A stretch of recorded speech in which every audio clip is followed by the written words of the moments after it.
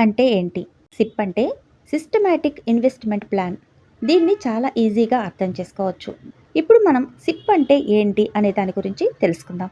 ఒక piggy bank గుర్తుందా మీకు? దానిలో ప్రతి నెల కొద్ది కొద్దిగా డబ్బు వేసేవాళ్ళం కదా!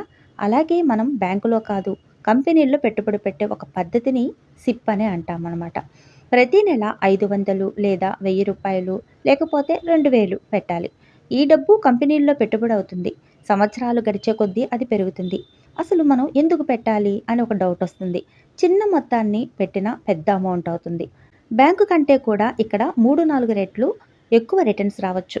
రిస్క్ తక్కువగా ఉంటుంది. అంటే మ్యూచువల్ ఫండ్స్ కాబట్టి. మీకు ఒక సింపుల్ ఉదాహరణ చెప్తాను. మీరు నెలకు రూ. 1000 సిప్ వేస్తే 5 ఏళ్లకు దాదాపుగా 80,000 రూ.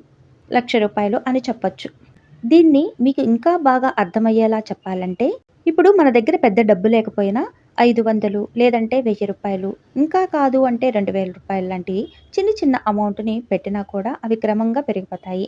ఇది ఎందుకు పెరుగుతుంది అంటే, మీరు వేసిన డబ్బు కంపెనీల్లో పనిచేస్తుంది. మీరు ఉద్యోగం చేస్తే సాలరీ వస్తుంది కదా! అలానే మీ డబ్బుకి కూడా సాలరీ లాంటిదే రిటర్న్స్ వస్తాయన్నమాట. ఇక సెకండొచ్చి బ్యాంక్ కంటే 3, 4 రెట్లు ఎక్కువ రిటర్న్స్ రావచ్చు అని చెప్పాను కదా! బ్యాంకు అంటే ఎఫ్‌డి కావచ్చు, ఆర్‌డి కావచ్చు. బ్యాంకు అంటే బ్యాంక్ ఎఫ్‌డి. ఇక్కడ బ్యాంక్ ఎఫ్‌డి కావచ్చు లేదా ఆర్‌డిలో ఇస్తున్న ఇంట్రెస్ట్ సాధారణంగా ఎంతిస్తారు అంటే 5% అలాగే 6% మాత్రమే ఇస్తారు. కానీ సిప్ అంటే మ్యూచువల్ ఫండ్స్‌లో సాధారణంగా 10% టు 14% వరకు రిటర్న్స్ అనేది రావచ్చు.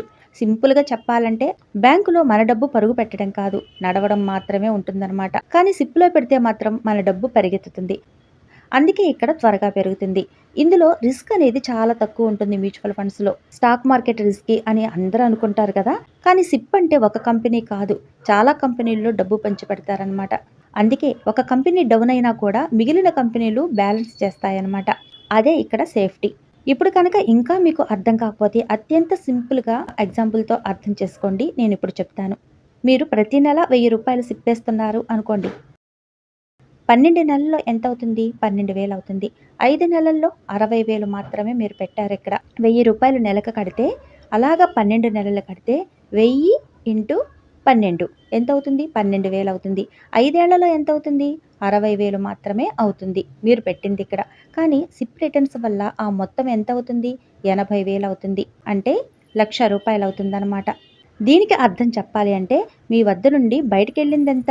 మనం నెల నెలా కట్టగా అంటే రూ. 1,000 కడితే 12 నెలలకి ఎంత అయింది? మీ వద్ద నుండి బయటికెళ్ళిందెంత? 60,000.